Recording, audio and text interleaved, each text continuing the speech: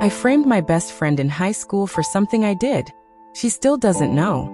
I don't think she'd ever speak to me again if I told her. This is something I've carried for over 10 years. I'm in my late 20s now, living a normal life. Good job, decent apartment, engaged to a kind person. But no matter how much time passes, this one thing gnaws at me, and I don't think it'll ever fully go away. So here it is. My confession.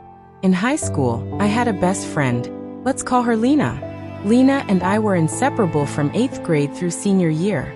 Sleepovers every weekend, same electives, shared playlists, crushes, dreams, and diaries. We told people we were soul sisters. Looking back, I think I depended on her more than she depended on me. She was the outgoing one, the one people liked instantly. She wasn't perfect, a little reckless, a little too honest, but people gravitated toward her. Me, I was more calculated, always trying to stay out of trouble. Quiet, the good girl. The one teachers trusted. That made what I did even worse. Junior year, we were both in AP chemistry, and our teacher was infamous for being strict and having a zero-tolerance policy for cheating. I'd been struggling that semester. Lena wasn't doing great either. She was distracted, dating someone toxic, getting behind on assignments. I was terrified of failing. My parents were strict, and I'd built my entire identity around being the smart one. So, I cheated on a big lab write-up that was worth 20% of our semester grade. I found someone's work from a past year on a shared Google Drive folder we weren't supposed to have access to, and copied most of it, word for word, and I got caught. Or, I was about to. The teacher emailed me and Lena, we were partners for the lab, saying she'd found identical sections in our submission compared to a report from 2 years ago. She was giving us both a chance to explain ourselves before escalating it to the principal. I panicked. I responded first. I said that Lena must have copied it, that I didn't realize the report was plagiarized, that I assumed she had written it and trusted her to do it honestly. I even threw in some fake concern. Maybe she was stressed or didn't think it through. That email bought me safety. Within a day, Lena was suspended from class for 3 days and given a 0. She had to redo the entire course in summer school to get her credit. I got a warning. The teacher told me to choose my partners more carefully. And the worst part? Lena believed me. She didn't even get mad. She apologized. Said she didn't mean to mess everything up for me. That she didn't remember copying anything but maybe got too close to a source without realizing. I could see in her eyes she was confused, hurt, but she didn't fight me. She actually cried and thanked me for not letting it ruin our friendship. We stayed friends, sort of. Something changed after that. I think Lena knew something was off, but she couldn't bring herself to confront it. We drifted senior year. Different classes, different friends. When we went to college in different states, we basically stopped talking. But I've followed her life ever since. Social media, occasional updates from mutual friends. She's doing well, works in design, married young, just had her first baby. She looks happy. She seems to have left all of high school behind, while I clearly haven't. I wasn't some sociopath kid who got off on betrayal. I was scared. I thought if my parents found out, they'd kill me, that I'd lose scholarships, that my reputation would be destroyed. I thought I was protecting myself, but I protected myself by sacrificing someone who trusted me completely. And even though it's been over a decade, I've never told a soul, not even my fiancé. I don't know how to explain it without sounding like a monster. Sometimes I imagine what would happen if I told Lena. Would she scream at me? Cry? Block me forever? Deserve to? Yes. 100 times over.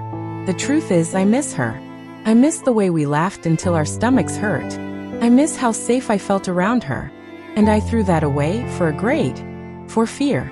Because I can't carry it alone anymore. Because no matter how far you get from high school, some things you did back then don't stay in the past. They live inside you.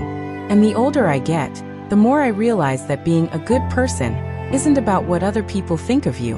It's about who you are when no one's watching. And I failed that test hard. I don't know if I'll ever tell her.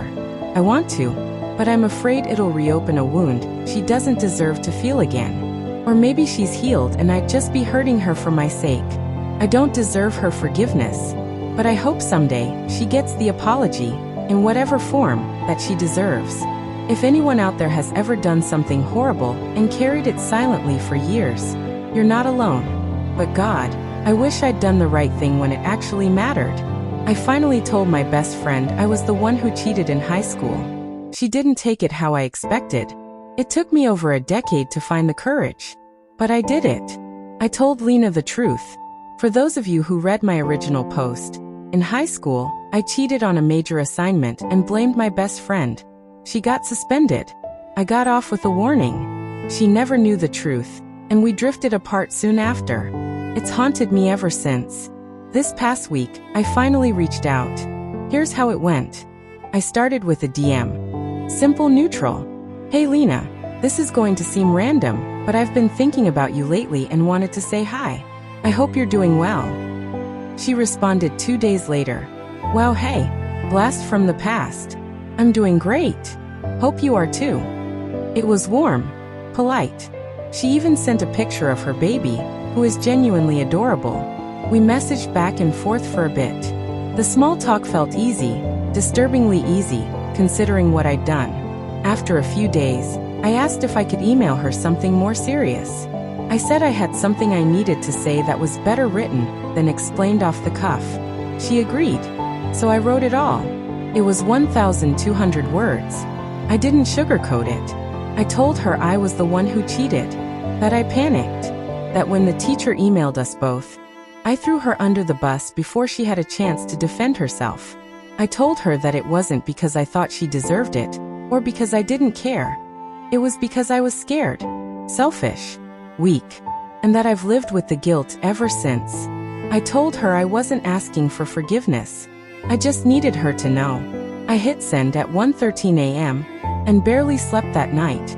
2 days. Nothing. I told myself she might be busy, that maybe she hadn't read it yet, that maybe it went to spam. But deep down I knew she read it, and she was deciding what to say, or whether to say anything at all.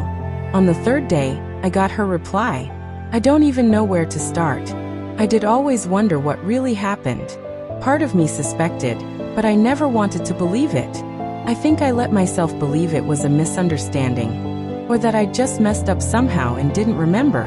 Reading your email made me feel so many things.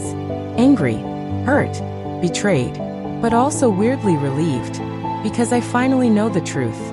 I'm not going to pretend it doesn't sting. It does. You were my best friend. I trusted you more than anyone. But I can also see that you've been carrying this for a long time. And I respect you for finally saying it. Most people wouldn't. I don't know if I forgive you. Not yet. Maybe not ever completely. But I don't hate you. I actually feel kind of free now. Thank you for telling me. That was brave. I hope you can forgive yourself too. I read her email 5 times. Then I cried. We're not suddenly best friends again. I don't expect that. But we're talking. We've kept messaging. It's still a little awkward. Fragile, I guess is the right word. But there's a kind of quiet understanding between us now. Like we both stepped out of a shadow that had been stretching over us for way too long. She even said, if we'd been 16 and you'd told me then, I probably would have punched you in the face. But I'm 29 now, and life's too short to hold on to every grudge. That hit me hard. I don't deserve her grace, but I'm grateful for it. I'm not writing this to pat myself on the back. Honestly, I still feel awful. I'll probably always carry some version of that guilt. But I also feel lighter than I have in years. If there's one thing I've learned, it's this. The longer you wait to make things right, the more damage you do, even in silence. You can't control whether someone forgives you, but you can tell the truth. And sometimes, that's enough to start the healing, for both of you. If you're sitting on a secret that's eating you alive, ask yourself what's worse. The fear of rejection, or the weight of carrying it forever. I finally chose the fear. And for the first time in years, I can breathe.